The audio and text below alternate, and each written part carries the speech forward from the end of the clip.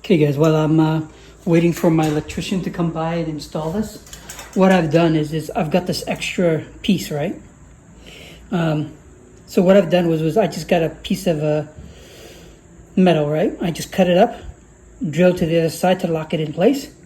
I then put a bolt there, right? And then I ran out of these little thingies. Like, I didn't have a lot of them, but I had enough I just made one up out of stock metal, all right? So if I were to do this, and this is not perfect, but I can actually put this right on top. And check this out, hold on for a minute. Let me see if I can do this one-handed. I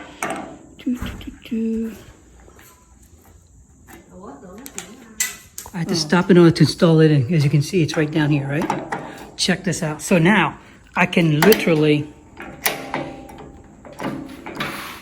manually shift this around and test my, as you can hear it, it's actually running, right?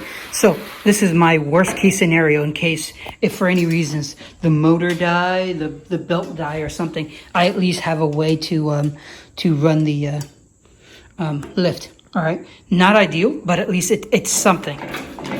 So as you can see, it's a bit loose, so I need to lock this in place, but you guys get the idea. The other thing I need to test out, of course, is to test out so now, at this stage, I'm testing to lift everything up. The only gotcha is I noticed that is certain areas, my chain is a little bit rusty. So I'm hoping that after I run it for a little while, it all straightens out, it all gets loose, right? If it doesn't, I may need to cut up a piece and then put new ones on, all right? So let's see if I can get away with, getting it to move again, because it's probably been a while since it was used anyway. So I'm hoping I can save it. All right.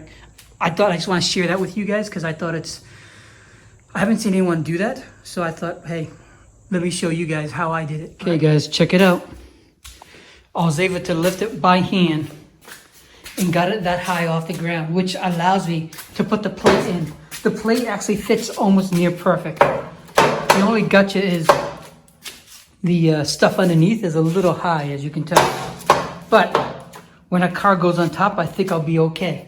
So as you can see, let me see.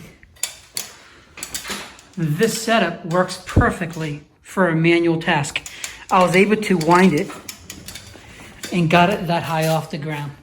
As you recall, it was actually at the bottom, right? So there, at least I know that when plugged in, as long as my control is working and as long as my motor's working, that should be rotating everything else, and this should be coming up. And then worst case scenario, my jimmy rig setup will allow me to lower and lift it in case I have a problem. Now, it's still not perfect. So starting at this stage, I'm gonna have to start worrying about maintenance. And maintenance, what I mean is I'll go through maintaining the chain, because I noticed there are certain sections that are kind of rusted, to say the least. So I need to get that straightened out. And there's a trick. So far I've used oil, but I don't think that's the ideal way. I may, if for some reason it still gets caught, I may take it apart and actually do it the right way. Likewise, there are certain things that I need to do inside to grease up both. So that way, when the unit goes up, it gets greased and it doesn't break along the way, all right?